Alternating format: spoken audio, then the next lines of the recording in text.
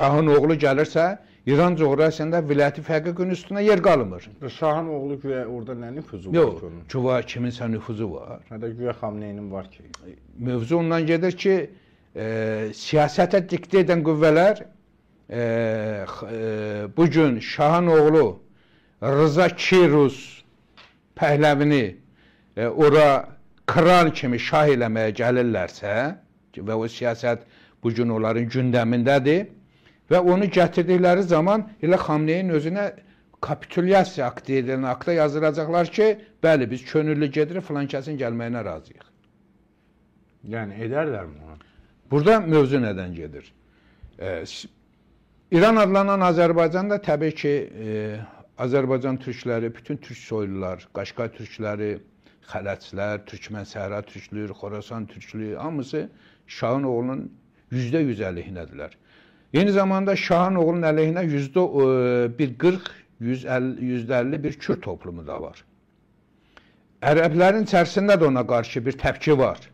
Amma gəlin artıq etiraf edək ki, bugün əgər Səid Cəlili liderliyində olan dini elita öz kadrlarının vilayəti fəqiq olmadığını görüb, yerində Şahın oğlu gəldiyi bir zaman Şahın oğluna üstünlük verəcəklər. Niyə? Hər iki halda Zahir bəy, fars faşizmi diri qalır. Forma dəyişir. Necə ki 79-da məzmun qalır, forma dəyişir. Və bununla yanaşı da gəlin açıq etiraf edək ki, bugün İranda olan fars əhalisinin böyük əksəriyyəti və fars soylu məmurlar ordusu Batı dünyasında olan bütün fars faşizmin cəryanları bu variant hazırdılar.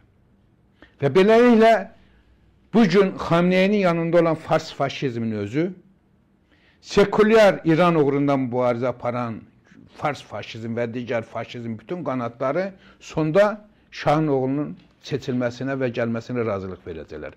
Bu isə birdən-birə Şahın oğlunun reytinin qalxmasına səbəb olacaq. Gəlin, məsələyə bu cürə yanaşıq. Digər tərəfdən də gəlin gerçəkləri millət olaraq bilək. 2006-cı ildə Təbriz olayları oldu, hər halda xatırlayırsınız may ayında. Orada böyük kütləvi aksiyalar gerçəkləşirdi, rejim silkələnirdi. Onda Şahın oğlu, Şah deyilən Pəhləvilər soyundan olan bu Rıza Kirus Pəhləvi belə bir açıqlama yaymışdı. Xamneyə müraciətən yazmışdı ki, mövzu Azərbaycan olursa sizə hər türlü dəstək verməyə hazırıq. Allah Allah. Bəli, indi görün.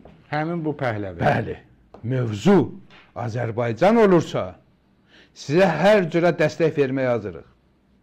Yəni bu nə deməkdir? Nə olur olsun, İran adlanan Azərbaycanda türk amili qabarmasın, hətta biz hakimiyyətə gələ bilməsək belə rəqibimiz olan sizi dəstəkləməyə hazırıq. İndi bu nə deməkdir? Bu deməkdir ki, Zahir bəy, Molla Fars faşizmi də Şahın oğluna belə bir mesaj göndərir. Əslində sətr altı. Mövzu türkdür, Azərbaycandır, nə edək? Biz də hakimiyyətdən geçsək belə sizə dəstək verməyə hazırıq ki, gələcək sizin liderliyinizdə olan İranda bizim maraqlarımız qoruna bilsin.